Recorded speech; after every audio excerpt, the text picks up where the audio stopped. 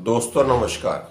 दोस्तों हमने सितंबर मंथ की जो प्रेडिक्शन की थी उसके बारे में पहले हम रिव्यू कर लेते हैं और उसके बाद फिर हम अक्टूबर मंथ में आएंगे।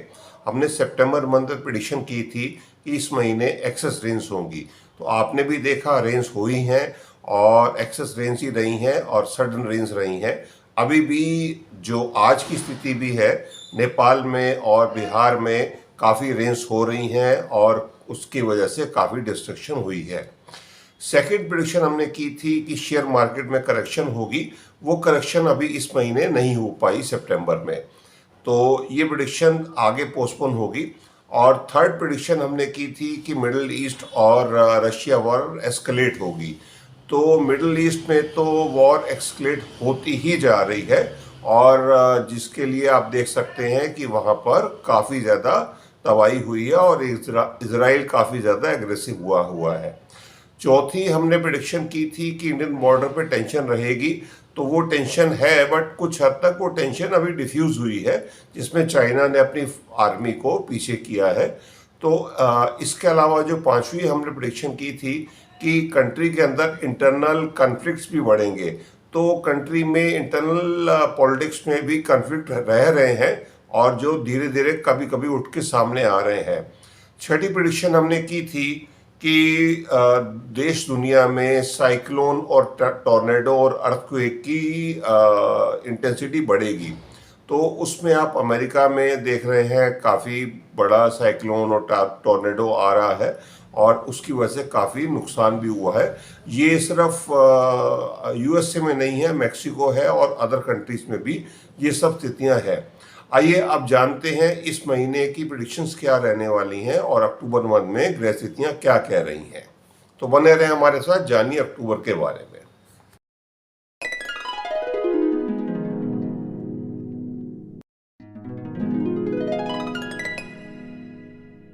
दोस्तों अक्टूबर मंथ की जो प्लैनेटरी पोजीशंस हैं उसमें सबसे पहले तो ये है कि 2 और 3 अक्टूबर को सूर्य ग्रहण है।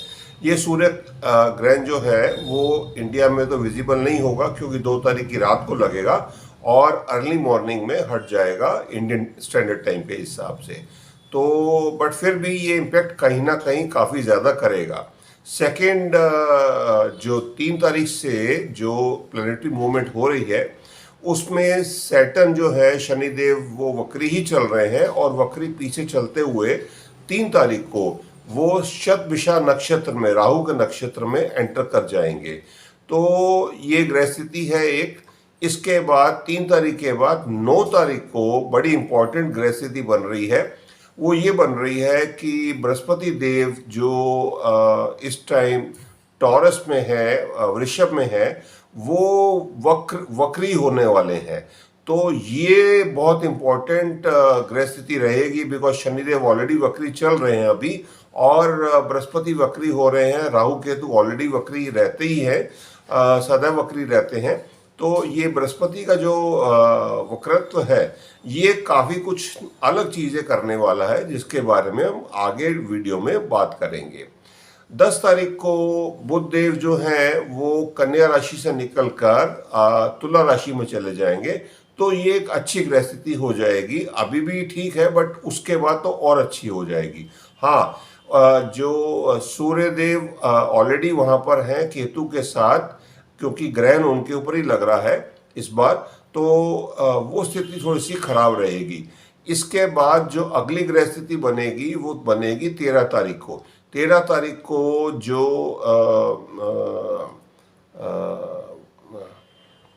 तुला राशि के अंदर शुक्र देव हैं वो आगे बढ़ते हुए वृश्चिक राशि में चले जाएंगे, तो ये ग्रह स्थिति थोड़ी सी नेगेटिव हो जाएगी क्योंकि तुला राशि में तो बैलेंस बना हुआ था और वो उनकी स्वप्नी राशि थी, बट वो अगली राशि में चले जाएंगे जो थोड़ी सी नेगेटिव चीज़ों को इम्पेक्ट करेगी। इसके अलावा 17 तारीख को जो सूर्यदेव है वो भी वहाँ से केतु से अलग हो जाएंगे और अपनी नीच राशि में तुला राशि में चले जाएंगे। सूर्य नीच हो जाएंगे और उसके बाद मंथ का सबसे इम्पोर्टेंट जो ग्रह गोचर होने जा रहा है वो होने जा रहा है मंगल देव का। मंगल देव 20 तारीख को मिथुन राशि छोड़कर कर्क राशि में वो भी नीच के हो जाएंगे और ये सबसे बड़ा नेगेटिव होगा इस महीने का। तो ये ग्रह स्थिति है। इसके अलावा एक चेंजेस और होंगे, वो 29 तारीख को होंगे कि बुध देव भी वृश्चिक राशि में चले जाएंगे तुला राशि को छोड़कर। उसका न्यूट्रल इम्पैक्ट रहेगा, उसका कोई बहुत ज़्यादा इम्पैक्ट नहीं रहेगा। तो आइए जानते हैं इन ये जो ग्रह स्थितियाँ बदल रही हैं उसके हिसाब से क्या स्थितियाँ बनेंगी, क्या इम्पैक्ट होंगे देश और दुनिया में। पहला इम्पैक्ट तो ये होगा जो बृहस्पति देव वक्री हो रहे हैं 9 तारीख को, उसका पहला इम्पैक्ट ये होगा कि वेदर में हमें बहुत अलग डिफरेंट पैटर्न्स देखने को मिलेंगे।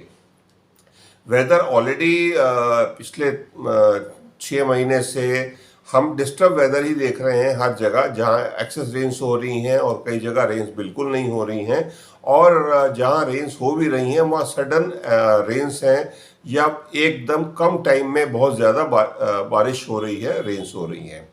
तो बट इस बार रेंज तो उतनी नहीं होंगी, सडन होंगी अक्टूबर के महीने में, क्योंकि एक्सेस रेंज ऑलरेडी हो चुकी हैं और मानसून अब एंडिंग स्टेज में ही है। बट फिर भी कंटिन्यूशन में कई जगह पर एक्सेस रेंज आएंगी। बट इस बार हमें टॉर्नेडो और साइक्लोन इम्पैक्ट करते हुए वर्ल्ड में ज़्यादा दिखते हैं। इसके अलावा सुनामी भी बन सकती हैं। सुनामी का इम्पैक्ट भी काफ़ी जगह पे दिख सकता है, ज्वालामुखी विस्फोट हो गया, और इसके अलावा अर्थक्वेक है। ये जो नेचुरल कैलेमिटीज़ हैं वो बढ़ते हुए दिख रही हैं जो बृहस्पति देव वक्री हो रहे हैं, बिकॉज वो वेदर पैटर्न को काफ़ी ज़्यादा डिस्टर्ब करते हुए दिख रहे हैं। सेकेंड पॉइंट ये है कि जो मिडिल ईस्ट में वॉर एग्रीवेट हो रखी है ये रुकने वाली नहीं है, और इसमें कोई शांति या लेट डाउन होते हुए नहीं दिख रहा है। इजराइल काफ़ी एग्रेसिव ही रहेगा इस महीने भी, और ग्रह स्थितियाँ ये बता रही हैं कि 20 तारीख के बाद जब मंगल भी नीच के हो जाएंगे और सूर्यदेव भी 17 तारीख को नीच के हो जाएंगे, तो उसके बाद रशिया यूक्रेन वॉर भी कहीं ना कहीं स्प्रेड होती दिखती है, या उसमें कुछ उबाल आते दिखता है, नेगेटिविटी आती दिखती है। तो ये जियोपॉलिटिक्स में है। इसके अलावा जियोपॉलिटिक्स में 20 तारीख के बाद यूएसए में कुछ सिविल वॉर या वहाँ पर नियर टू इलेक्शंस कुछ वायलेंस दिखती है, और जिसके जो वायलेंस आने वाले समय में बढ़ते हुए दिखती है जब रिजल्ट्स आ जाएंगे 6 नवंबर को। इसके अलावा जियोपॉलिटिक्स में कुछ नया फ्रंट खुलने का चांसेस है, क्योंकि चाइना काफ़ी टाइम से वेट कर रहा है और वो इलेक्शन के रिजल्ट्स की ही वेट कर रहा है। खैर वो 5 तारीख को जब इलेक्शंस हो जाएंगे, 6 या 7 तारीख में जब रिजल्ट आ जाएंगे, चाइना उसके बाद ही कुछ इम्पैक्ट करते हुए दिखता है। बट आप लोग चाइना, जापान और ताइवान से नज़र नहीं हटाएं।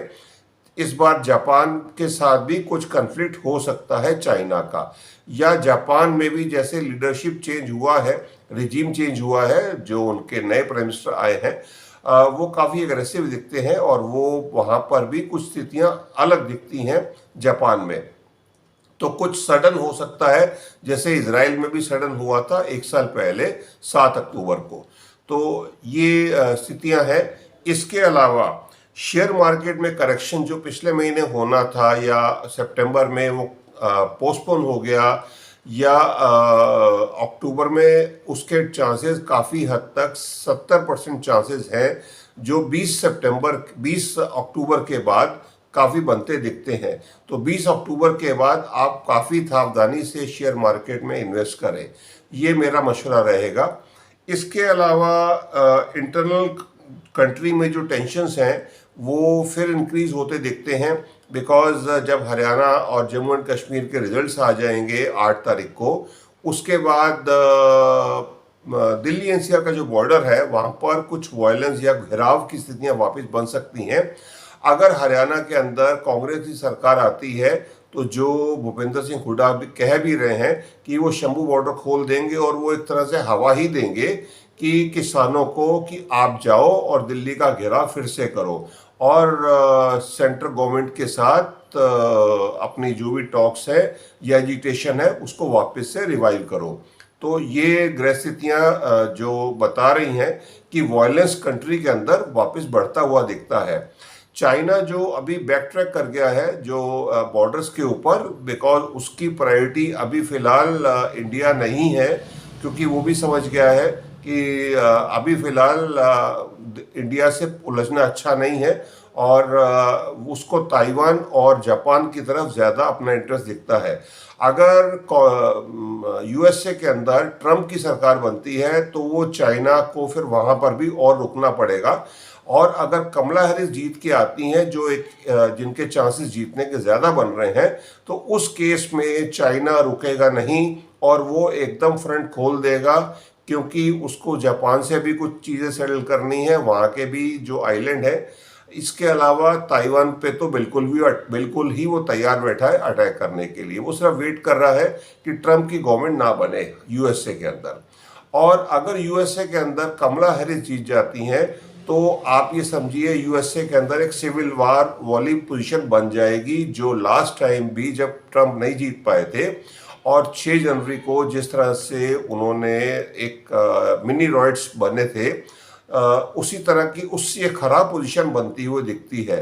तो उथल पुथल यूएसए के अंदर रहेगी, और जो जो डेफिनेट है चाहे कोई भी जीत कर आए, और इधर के बॉर्डर पे भी इम्पेक्ट करेगा।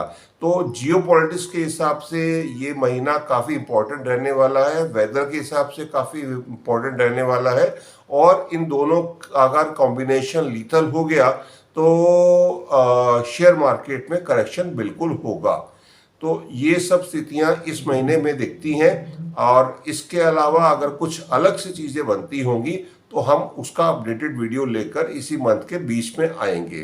तब तक के लिए भारत माता की जय। जय हिंद।